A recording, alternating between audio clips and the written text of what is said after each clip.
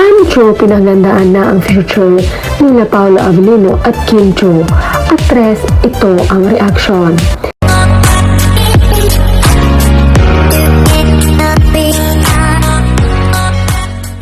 Kancho pinagandaan na ang future nila Paolo Avellino at Kim Chiu.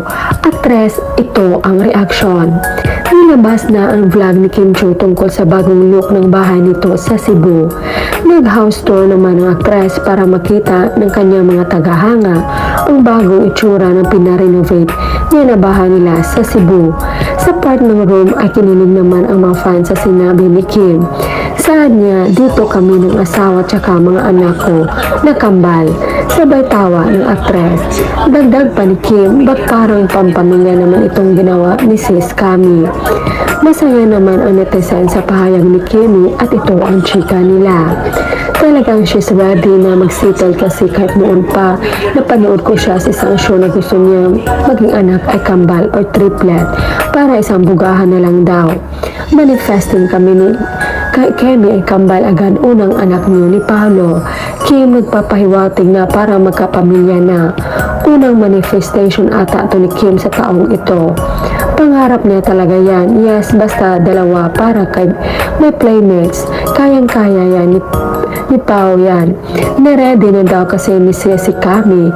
Kasi nga, pagbubuo ka na daw ng pamilya, dyan kayo magstay. Paolo Avellino, galaw-galaw na.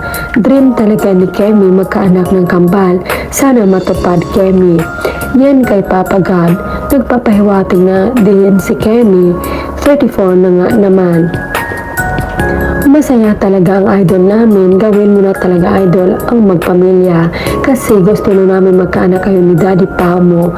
I'm sure happy family kayo kasi masayahin ang nanay. Kaya Paolo, wag nyo na patagalin para magka-baby na kayo ni Mami Kim mo. Love you so much, Kim Pao. Oo nga, talaga ito na Mami. Sigurado masaya ang mga family nito. Ano na Paolo? Kahit ikaw, mahappy ka talaga kay Kemi araw-araw. Sabi ni Kemi, pampamilya naman to kasi pinaghandaan na ni Ate Lakamo. Kemi, tama, nabababs na ni Ate Lakam. Nagpa-practice na si Kemi tumawag ng asawa at kambal ko. Go lang Kemi, masarap talaga magsabi ng asawa at mga anak ko. Tama ka dyan, isa lang ibig sabihin yan, malapit na sila sa katotohanan.